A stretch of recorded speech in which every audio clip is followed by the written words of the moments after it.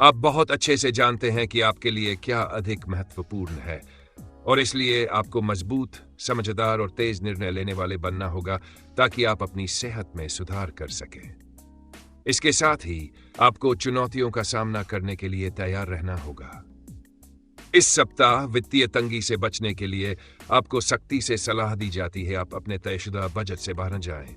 ऐसी स्थिति में सप्ताह की शुरुआत में एक सही आर्थिक योजना बनाएं जिसमें आप अपने साथी और परिवार के सदस्यों का समर्थन ले सकते हैं और फिर उसी के अनुसार अपने पैसे खर्च करें। शनि के चंद्र राशि से 11वें भाव में स्थित होने के कारण किसी रिश्तेदार के घर की एक छोटी यात्रा व्यस्त काम के बीच काफी सुकून देने वाली साबित हो सकती है। इस दौरान आप अपने परिवार को पर्याप्त समय दे पाएंगे। ऐसी स्थिति में उन्हें हम महसूस कराएं कि आप उनकी परवाह करते हैं।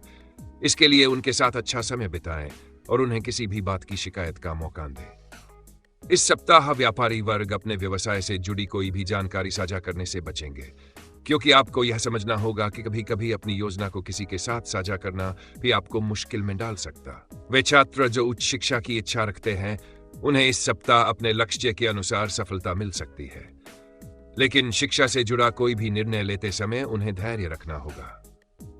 इस मामले में अगर निर्णय लेने में कोई समस्या हो तो आप अपने बड़ों की मदद ले सकते हैं।